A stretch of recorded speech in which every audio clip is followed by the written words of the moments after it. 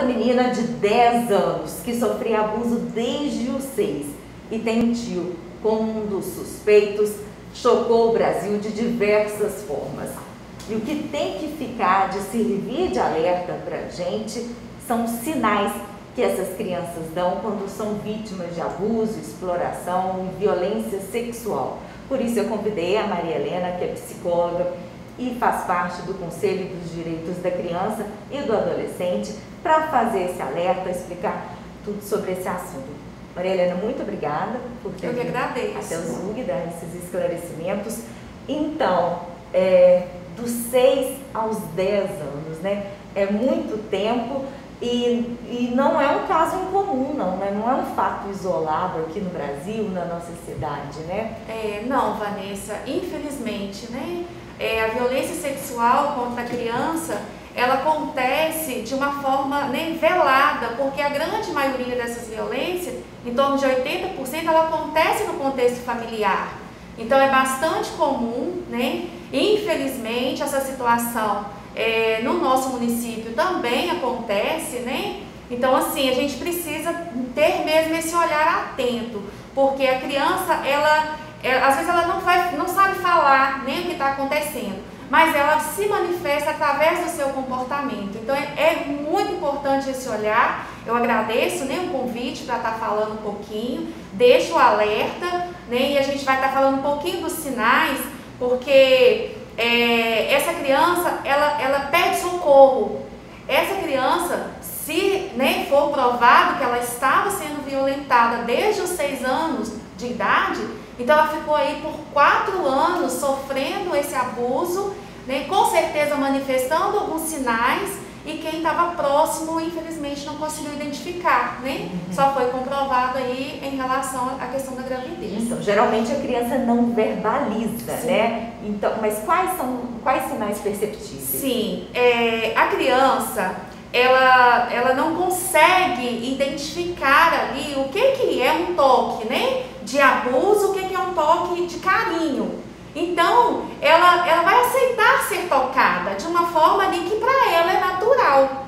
Então, mas algo vai ficar estranho, principalmente quando esse abusador vai falar para ela para não contar para ninguém.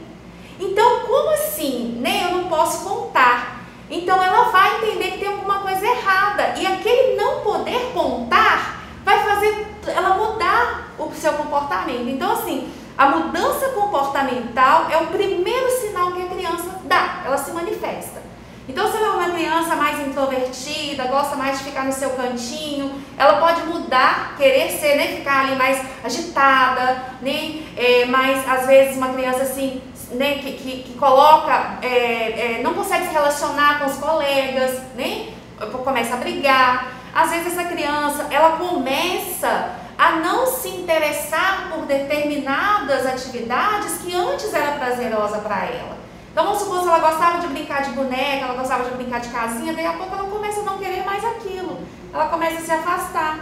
Às vezes, né, esse contato com esse abusador também pode ser diferente. Ou ela vai não querer, por exemplo, né, ela vai, às vezes o adulto fala com a criança, dá um abraço no tio, né, vai lá, dá um abraço nele, ele quer te abraçar. Aquela criança, ela não vai ir com aquela, né, naturalidade, então alguma coisa mudou. Ou às vezes, pelo contrário, ela se agarra mais àquele abusador, ela começa ali a manifestar algum comportamento mais próximo daquele abusador, né, tá mais querendo ficar mais ligada com ele, mais próximo, pede para ir na casa dele. Por quê? Ela entende que está recebendo um carinho ali naquela situação.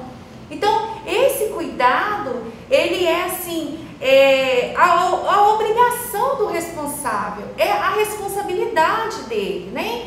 E como às vezes o abuso acontece dentro de casa, infelizmente a gente precisa falar que às vezes esse responsável, ele sabe, né? Vamos supor que sabe de alguma situação, mas não quer fazer a denúncia, né? Por diversos motivos, né? Aí vem a questão de um outro familiar, de um vizinho, ficar atento. Infelizmente hoje a gente está nessa questão da pandemia, né? Então a criança não tem um professor que podia estar atento ali àquela situação. Então, assim, ela está muito mais vulnerável à situação abusiva. porque ela pode estar próximo do seu abusador. No caso dessa menina, né? Sim. O estuprador foi preso e ele disse que ela permitia, né? É um absurdo, né? Falar uma coisa dessa de uma criança.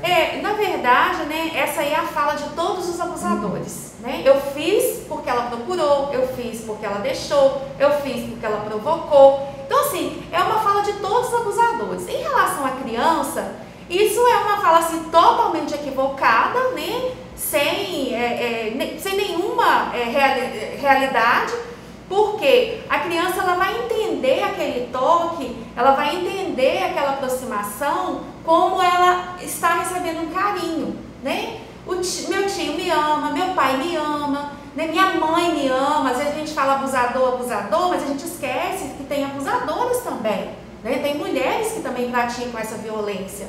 Então, assim, a criança ela vai entender que aquela relação é uma relação afetiva, é uma relação permitida. Então, ela até pode, sim, né, deixar, não é deixar, ela vai agir como se fosse natural aquilo ali. Ou então tem a questão do medo também. Sim, o medo, ele vai aparecer junto à ameaça. Porque, às vezes, aquela relação ali, se não tiver uma ameaça, se ela não sentir que está correndo risco de alguma forma, ela pode perdurar por anos. Aquela situação abusiva, que lá na frente, às vezes na idade ali da adolescência, que a pessoa vai entender, às vezes ainda fica confuso na cabeça do adolescente. Será que era proibido mesmo? Será que eu deixei? Como que foi? Porque criou-se ali uma relação afetiva, só que, né, de uma forma equivocada, de uma forma errada, de uma forma abusiva, mas a vítima, ela não consegue assimilar. A criança ela não tem maturidade para entender, né? Ela não tem ali um desenvolvimento, né, físico também para perceber. Então ela entende que aquilo ali é uma forma natural. Em relação às denúncias, então, são vários os canais, né, que as pessoas podem fazer. A gente precisa ficar atento, né, à mudança de comportamento, saber o que está acontecendo, e ter essa posição de fazer a denúncia. Para fazer a denúncia, não precisa ter certeza se é abuso ou se não é abuso. Tem algum caso suspeito? Faça a denúncia. Os órgãos, né, que vão saber, que vão investigar e vão averiguar. Então, se você percebe alguma situação né, que está fora do normal, fora da realidade, faça a denúncia. Entendeu? Aí pode ser feita pelo Conselho Tutelar no nosso município, né? O telefone é 38298-427. Pode ser feito também na Polícia Militar, que é o 190. Pode ser feito na delegacia, né, na Polícia Civil. E pode ser feito de uma forma tão simples, tão natural, que é só pegar o seu telefone e discar os números 100. 100, a forma mais natural, rápida, fácil e sigilosa também, não precisa identificar.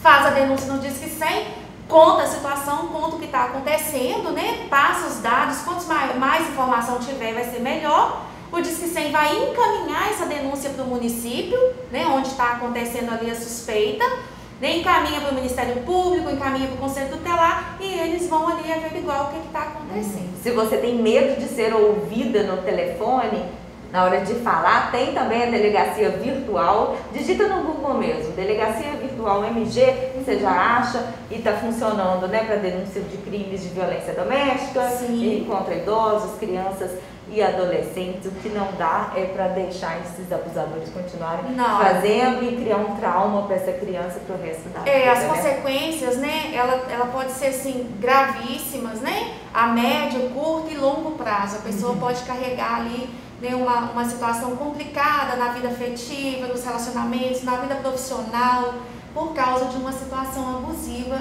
né, na infância, na adolescência, não importa. Nesse caso, foi da infância, né? Muito obrigada, Maria Helena, pelos esclarecimentos. Gostaria de deixar aí esse recadinho, né, dos contatos, das ligações, né?